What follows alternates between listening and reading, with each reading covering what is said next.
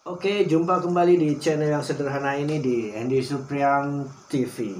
Jangan lupa sebelumnya tombol subscribe-nya karena subscribe itu gratis, coy. Dan jangan lupa komen, like, kalau perlu hidupin loncengnya. Biar kalian tahu perkembangan di channel aku ini untuk video-video yang selanjutnya. Oke, jadi teman-teman, di video kali ini aku ingin membahas tentang kelanjutan dari video yang kemarin. Yang kemarin tuh aku mau cerita sedikit. Jadi kemarin itu aku lagi kehabisan bensin di jalan dan kebetulan dibantu sama beliau, namanya Bang Eso. Dan Bang Eso ini ternyata jauh, teman-teman. Dia berasal dari Nusa Tenggara Timur, dan kisahnya nyasar sampai ke Pekanbaru ini ternyata sangat perlu kita oprek-oprek dan perlu kita bahas lagi. Dan aku pengen tahu nih ceritanya bagaimana sebenarnya dia sampai ke Pekanbaru ini. Dan katanya kemarin itu di video yang kemarin dia itu kena tipu sama oknum. Nah, oknum apa nanti kita akan jelaskan di video ini. Dan jangan skip videonya. Sebentar lagi kita akan datangkan Bang Eso.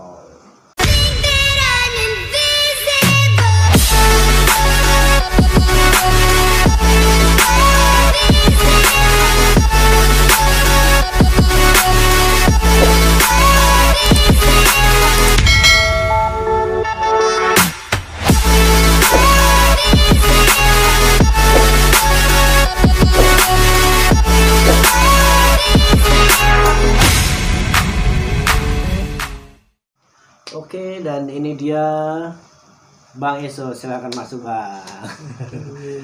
Oke Bang, silakan Bang. Kita lagi social distancing ya, jadi iya, Bang. Gini aja, biar gak gaul sedikit. Iya. Ya, gimana Bang perjalanan sampai ke sini tadi Bang? Jauh rumahnya ini. Tahu juga. Ya, keadaannya seperti ini ya Bang ya. Apa? Oke, kita ngobrol-ngobrol santuy aja nih. Iya. Jadi kita mau bahas tentang kemarin kan kita sudah cerita di jalan di tempat kerja Bang Eso ya kemarin ya. Iya.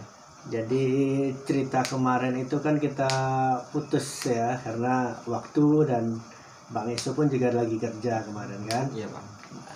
Jadi di video ini boleh nih kita buka aja semua. Boleh aja, nggak apa-apa. Biar Nggak kan apa-apa semua ya. orang tahu juga ya. Jadi biar tidak ada lagi yang ini ya. Buat pelajaran juga buat kita semua. Semoga lebih hati-hati gitu. Jadi oke, jadi kemarin ceritanya Bang Eso kan dari Nusa Tenggara Timur nih ya, NTT ya. NTT. Bisa nyasar ke Pekanbaru, itu jauh. Jauh ya. Jadi kok bisa kan keinginan diajakin seseorang terus dikasih iming-iming ada kerjaan yang bagus, kok tiba-tiba Bang Eso-nya langsung mau gitu, gimana gitu? Ya kemarin kan sempat cerita, Heeh. tapi kan waktu juga nggak sesuai. Jadi awalnya perkenalan itu kan kenalan lewat Facebook. Dari Facebook ya. Dari Facebook. Awalnya itu kan minta pertemanan. Aku terima. Ya. Terus baru aja dikonfirm terima itu. Terus dia langsung inbox. Langsung di inbox-nya. Halo Bang. Di inbox ya. Halo Bang, gitu. Tumben sekali orangnya laki-laki biasa kok. Itu nggak kenal sama sekali itu ya. Kenal. Dari dunia maya. Nah, terus Jadi dia mulai tanya-tanya itu soalnya tentang perkembangan kami di orang NTT. Ditanya kopi, banyak kelapa, banyak jeruk. ya. Itu ditanya semua. Jadi kepikiran aku itu langsung kayak curigaan gitu. Kok ini orang luar tapi kok dia tahu semua perkembangan kami orang NTT itu. Aku pun gak tertarik apa mau penipuan gitu ya Bang. Iya. Jadi aku santai aja sistemnya gitu, santai aja. Dia nanya inbox terus sampai minta pula nomor WA. Terus kasih. Tukaran WA kan kasih. Ngobrol-ngobrol. Terusnya besok malamnya dia telepon, mungkin yang mau seriusannya kerja ini kan, Iya. jadi dia telepon, gimana bang, apa kabar, pokoknya basa-basi kayak gitu ditanya, tertarik lah aku. Jadi aku waktu itu juga baru merantau lah bang, Iya. jadi belum terpengalaman, jadi Betul. orang ngomong gampang terpengaruh lah. Jadi udah mulai kayak dekat gitu ya. Kayak gitu. Hmm. Kasih tempo juga cepet banget. Kayak ini malam kan dia tawarin kerja ke sini. Awalnya itu bilang, bang mau nggak kerja di sini? Gajinya sebulan 3 juta. Kalau masuk awal pertama kan 3 juta. Iya. Terus nanti bulan berikutnya itu bisa sampai 45 juta. Wah, 3 juta ya pertama, bulan pertama gaji, bulan kedua Bulan kedua bisa ketiga nah 45 juta. sampai 4 sampai 5 juta iming-imingnya itu ya. Iya. Terus Jadi udahlah, kelebihan orang timur tuh kayak gitulah. Tapi aku nggak tahu yang lain, tapi memang aku tahu persis yang lain itu kayak gitu. Kalau dengar gajinya besar gitu ya. besar, oh itu kemauan kami tuh kayak gitu. Langsung ada tertarikan ya. Gampang kayak gitulah. Jadi akhirnya dikasih sampai tempo. Pekanbaru. Dikasih tempo, ini hari telepon, besoknya suruh aku beli tiket. Pokoknya setuju ini kerja kan, udah setuju deal. Iya. Jadi dia bilang kalau mau besok aku kasih tahu atasan aku, kamu langsung booking tiket dari, kan waktu itu di Manado. Booking tiket di Manado, langsung suruh ke Pekanbaru. Nah waktu itu kan belum sempat pegang uang. Iya. Jadi tunggu besok, ditelepon terus. Pokoknya aku kerja ditelepon terus. Ya begitulah kalau orang mau penipuan itu gitu, ditanyain sesuai. Ya udah. Hari nggak salah kemarin tuh hari Rabu, Jumat, Sabtu aku langsung booking tiket tanggal 9 itu. Akhirnya berangkat ke Pekanbaru. Sampai ke Pekanbaru dijemput. Sampai di bandara dijemput sama si itu yang si kenalan di Facebook. Yang kenal pertama itu kan laki-laki, tapi atasannya perempuan, jadi mungkin laki-laki kan kalau nambah ceweknya itu kan cepat. Jadi mereka tuh diumpan pakai perempuan yang jemput. Ya, jadi biar lebih yakin gitu kan. Ya biar kalau dia mau nonton nggak apa-apa. Akhirnya diajak kemana itu? Dijemput, diajak kemana terus? Jemputnya di kontrakannya di Jalan Handayani Bang. Kalau di sini kan paling tahu. Diajak ke kontrakan. Harusnya ya ke kontrakan. Tapi awalnya itu nggak tahu itu kontrakan, katanya rumah. Iya. Rumah sewa itu. Di situ aku nggak tahu itu sewa. Jadi diajak ke situ lah. Di situ ramai. Ketika Bang Eso datang ke situ udah ramai situ. Waktu kemarin itu sekitar tambah aku sekitar 10 orang lah. 10 orang. Iya. Mendekati 10 orang lah. Itu 10 orang itu sempat Bang Eso kenalan. Apakah mereka berasal dari Pekanbaru aja atau ada yang dari luar daerah seperti Bang Eso ini dari NTT gitu? Gini Bang, waktu datang itu langsung disuruh masuk ke kamar. Jadi yang aku kenal itu yang cuman yang ajak aku, tapi yang lain-lain itu belum kenalan. Cuman siapa aja tapi belum kenalan. Nanti besoknya itu dibawa ke gedung baru. Terus itu kemarin kan di video pertama kita Bang Eso sempat cerita bahwa Bang Eso sudah diminta duit ya. Uangnya itu dimintanya pas kapan itu? Pas ya kan kayak misalnya aku datang ini malam, besok dibawa ke tempat gedungnya di prospek ya. Ya di prospek ikut training katanya. Ikut training. Jadi aku yayain aja. Sampai di sana kok banyak manusianya, hampir ribuan. Ramai gitu. Ramai. Jadi kita sistemnya kayak sekolah, jadi ikutin orang-orang di depan, kita ikut seminar gitu ya. Jadi pas istirahat makan siang, yang atasan kami itu yang dia ngajak, pokoknya ceritain semua itu jalannya kerjanya gimana. Awalnya aku pun bingung, pikir mau dipindahin agama. Tapi tiba-tiba gini caranya, bukan pindah agama tapi diajak MLM lah sistemnya. MLM ya. Iya. Terus habis itu barulah Bang Eso cari duitnya. Enggak, nanti kan sorenya pulang ke base camp. Base camp sampai sana diyakinin dulu kita yang jiwanya itu, yang dari atasannya yang yakinkan. Iya betul. Gimana, mau nggak ikut gabung bisnis ini? Ya udah dibujuk-bujuk, pokoknya dikasih panas kan, di sini kan banyak orang. Iya. Jadi ini dari Kalimantan, ini dari sini, dari sini, dari sini, kok bisa di sini? Masa abang yang baru datang dari luar aja Dipanas-panasin nah ya. gitu bang. Masa Jadi nggak mau kita gabung yang gitu kan. kita yang orang baru pun biar malu-malu, tapi hati kecil kita itu mau tidak mau harus Iya. ya harus mau ikut juga. Akhirnya udah dikasih tanda tangan meterai 6.000, buat surat perjanjian, ada surat perjanjiannya, ada juga ada bukti-bukti semua juga ada. Temponya uang itu dimintanya kemarin itu uang makan, uang rumah sebulan, uang makan sebulan, uang rumah sebulan, terus uang tiketnya pas bulan 11 kemarin 2019 mau berangkat ke ulang tahun yang bisnis ini di Jakarta, itu juga dipotong situ.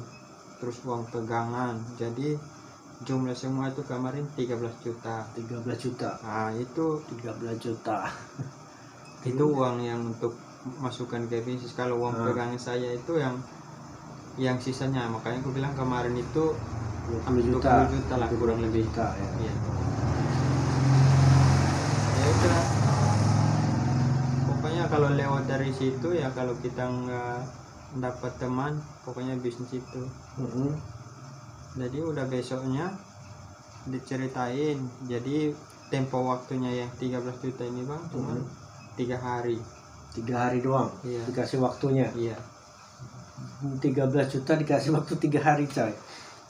Jadi 3 hari itu uang 13 juta itu harus ada di tangan. Harus ada di tangan. Biar katanya cepat perkembangannya kerjaan saya juga. Terus usahanya dari Bang Esau gimana tuh? Dapetin uang 13 juta itu? Ya tahulah sendiri, saya kan orang kampung dari desa. Orang tua saya di kampung, jadi jaringan kalau mau telepon juga susah banget. Susah ya. Susah. Jadi kalau dari sana yang telepon baru kita tahu itu harus ditambah jaringan. Gitu. Kami orang timur lah di pedesaan. Akhirnya dibantulah sama abang ya, abang di sana. Belum ada kepikiran ke abang. Tapi yang atasan saya itu yang kasih jalannya ke situ. Ditanya-tanyain ada kawan nggak, ada abang nggak, ada keluarga nggak yang ditambah jaringan. Jadi udah besok hari kedua untuk minta uangnya ini, baru disuruh telepon abang. Abangnya itu hari juga ditelepon dari pagi sampai malam, dirayu-rayu punya nggak pernah mau dikasih. Akhirnya suruh saya acting aja kayak gitu, pokoknya pura-pura kayak gini aja, biarin aku mati apa gini-gini. Akhirnya jadi nipu akhirnya ya. Ya itu kan sistem penipuan. Iya. Jadi akhirnya abang mau tidak mau harus abang tolong. Uang 13 kemarin tuh, uang masuk 13 juta itu tanggal 5 Mei 2019. Jadi uang pasnya itu 13 kemarin. Jadi setelah udah ngasih itu uang, terus gimana? Dikasih yang namanya apa, cakra geometri, sama hasil kalau PNS kan apa surat, pokoknya surat keterangan semua itu ada juga. Ada dikasih ya. Dikasih Bukti-bukti surat ya. suratnya. Oke.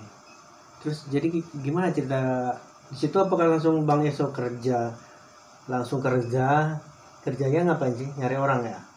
Kalau kerjanya sih, kalau uangnya 13 juta itu belum ada, kita belum bisa kerja. Oh gitu. Jadi harus kita ikut gabung dulu, bayar dulu. Pastinya kayak daftar sekolah kan kita harus daftar dulu. Iya. Terus akhirnya setelah Bang Esau udah ada duitnya, itu ada duitnya tuh bulan 5. Nah saya datang kan bulan 3. Udah, kita bahas yang langsung aja ya. Jadi udah ada nih uangnya Bang Esau. Kemudian habis itu ngapain? Langsung udah disuruh kerja? Masukin uangnya. Terus yang cara kerjanya kan kemarin udah kasih tahu. Jadi kewajibannya itu cuman ajak 2 orang. Ajak 2 orang. Iya. Akhirnya dapat 2 orang itu. Udah sempat gabung pun cuma 1 orang pernah datang ke sini. Itu keluarga saya juga.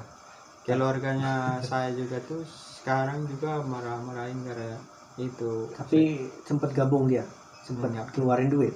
Enggak. Enggak, jadi cuman diajak aja ke sini. aja. Iya, Tapi dia nggak tertarik ya. nggak tertarik. Nggak Cuman tertarik. kakaknya yang marah saya sampai sekarang nggak pernah ngomong.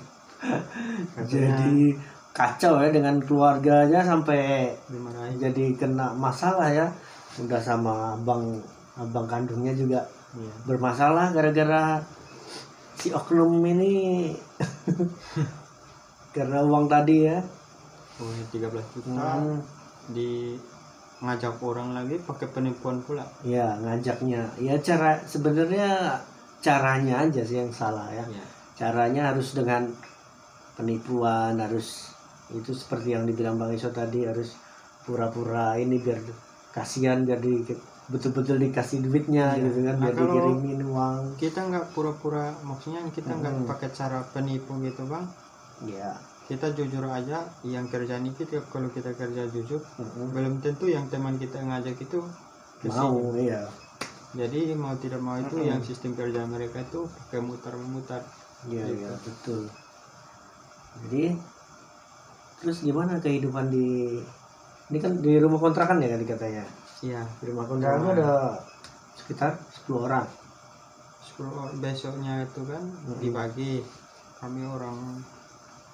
Aku orang NTT kan gabung sama orang Jawa, orang Flores, orang Jawa 2, orang Flores 1. Orang Jawa 3, Flores 1. Tambah aku kan orang Kupang, jadi kami di situ ada berlima. Iya. Itu awal pertama. Lama-lama itu 6 orang 7 lah.